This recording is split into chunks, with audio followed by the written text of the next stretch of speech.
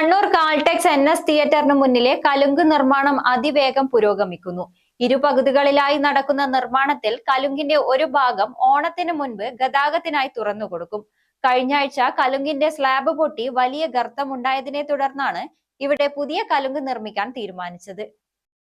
Road പൂർണ്ണമായും അടച്ച് ഇക്കഴിഞ്ഞ ഞായറാഴ്ചയാണ് കലുങ്കു നിർമ്മാണം ആരംഭിച്ചത്. തിയേറ്ററിന്റെ എതിർവശത്തെ കലുങ്കിന്റെ സ്ലാബ് കോൺക്രീറ്റിംഗ് പൂർത്തിയായിട്ടുണ്ട്. ഇത് 20 ദിവസത്തിന് ശേഷം തുറന്നുകൊടുക്കാനാകുമെന്നാണ് പൊതുമരാമത്ത് വകുപ്പ് അധികൃതർ അറിയിച്ചത്. തിയേറ്ററിന്റെ ഭാഗത്ത് ജല അതോറിറ്റിയുടെ പൈപ്പും ഡാറ്റാ കേബിളും ഉൾപ്പെടെ കടന്നുപോകുന്നതിനാൽ ഏറെ ജാഗ്രതയോടെയാണ് പ്രവൃത്തി പുരോഗമിക്കുന്നത്. നിർമ്മാണത്തിനിടെ ജല അതോറിറ്റിയുടെ പൈപ്പിനുണ്ടായ ചോർച്ചയും പരിഹരിച്ചിട്ടുണ്ട്. ഒരു മാസം മുൻപ് ടൗൺ പോലീസ് സ്റ്റേഷന് സമീപവും സമാനമായ രീതിയിൽ പുതിയ കലുങ്ക് നിർമ്മിച്ചിരുന്നു. പുതിയ ബസ് സ്റ്റാൻഡിലേക്ക് ബസ്സുകൾ ഉൾപ്പെടെയുള്ള വാഹനങ്ങൾ കടന്നുപോകുന്ന പ്രധാന റോഡാണിത്. റോഡ് അടച്ചതോടെ ബസ്സുകളും ചെറുവാഹനങ്ങളും കാൽടെക്സ് സിഗ്നൽ വഴിയാണ് ഇപ്പോൾ പോകുന്നത്. ഇത് നഗരത്തിൽ വലിയ ഗതാഗതക്കുരുക്കിനും കാരണമായിട്ടുണ്ട്.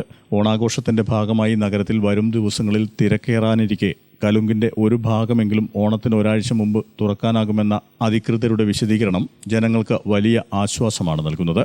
ഗ്രാമിക ന്യൂസ്, കണ്ണൂർ.